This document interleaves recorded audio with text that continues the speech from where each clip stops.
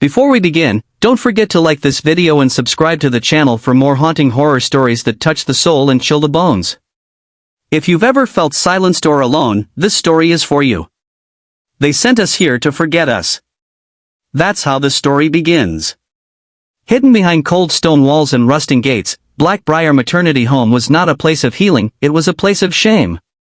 A quiet prison for teenage girls like me, like us, who'd made one unforgivable mistake, getting pregnant before someone said we were allowed. I arrived on a wet November morning, the air sharp with the scent of dying leaves. My mother didn't speak a word as the car pulled up the long gravel drive. She wouldn't even look at me. She just handed my suitcase to the woman at the door, Miss Clements, a woman whose voice could freeze blood, and drove away like she was getting rid of the trash. I was 17, 6 months pregnant, and had never felt so completely abandoned.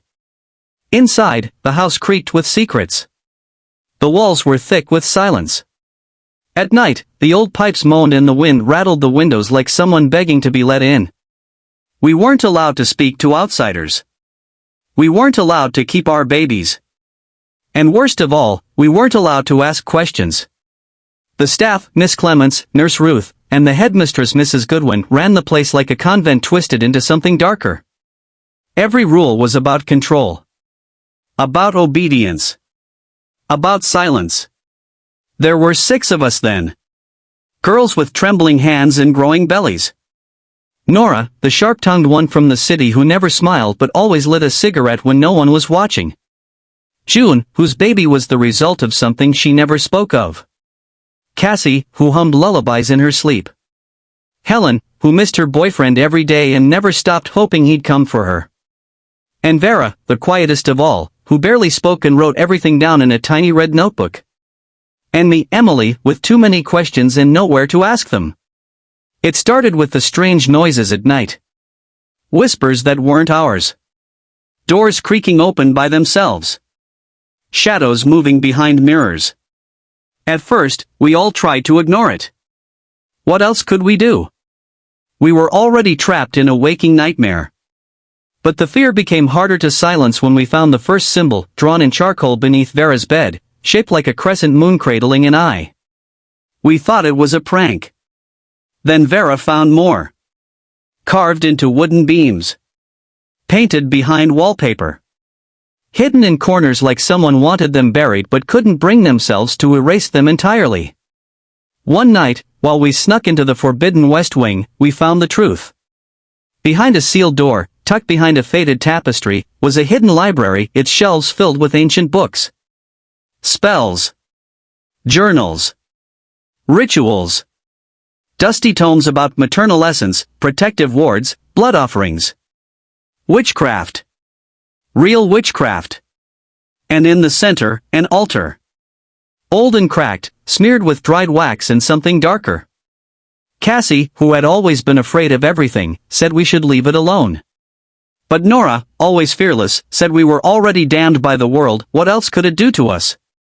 So we read. We studied. And slowly, we began to try the smallest rituals. Spells for warmth. For protection. For strength. They worked. Slowly, at first, like ripples on still water. A candle that wouldn't go out. A whisper that echoed too long. A warmth that filled our bellies when we were afraid. But the power wasn't just in the books, it was in us. It fed on our pain, our rage, our loss. And we had plenty of all 3. Nora used it first in anger. Miss Clements had punished her cruelly, locking her in the cold basement for hours. That night, the woman woke screaming, her hair bleached white, her mouth stitched shut by invisible threads. She was taken away in an ambulance, never to return. Some of us were horrified. Others weren't. With every spell, the house listened. It whispered louder. And we discovered a truth hidden in the last pages of a torn diary left in the library, a diary written by a girl named Margot in 1912. She'd lived in Blackbriar when it was a sanctuary for pregnant girls who'd chosen to keep their babies. Girls who used their pain to create protection, not revenge. But they had been silenced. The home taken over. their rituals twisted by the women who feared them. And in the end, they'd been buried. Literally. June was the one who saw the truth first. In a dream, or maybe not a dream. Beneath the floorboards of the West Wing Chapel, their bones were hidden. Girls like us. Used and discarded. Their spirits screaming for justice. We dug them up with shaking hands, our nails breaking on the cold stone. We lit candles in a circle, whispered the chants Margot had written long ago, and begged their forgiveness. We offered our stories, our hurt as sacrifice, and promised that the silence would end with us. The house shook. Lights burst. The wind outside howled like a mother mourning her child. And for a moment, the room glowed with a soft golden light. That night, something lifted. A heaviness. The darkness that had clung to the air for decades. But power never leaves easily. Mrs. Goodwin came for us the next morning. Furious. Screaming about devils and demons. She tried to strike Cassie, who had grown the most from the rituals. But Cassie didn't flinch. Her eyes, normally soft and scared, turned sharp. The air shifted. Mrs. Goodwin fell to the floor, clutching her chest. It wasn't a curse, it was the truth refusing to be hidden anymore. We didn't hurt her. We just left her behind. We walked out. Out the front gates. Into the daylight. With our bellies round and our heads held high. Not all of us were ready to keep our babies.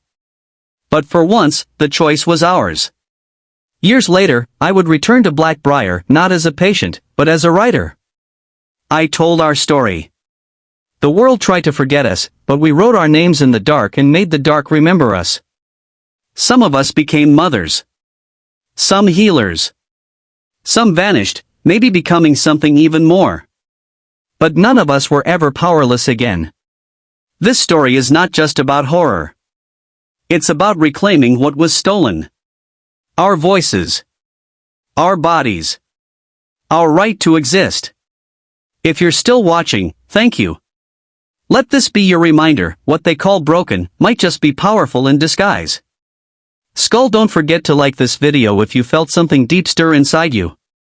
Comment below if you've ever felt like the world tried to silence your truth. And subscribe for more horror stories that remind us we are not alone. We never were.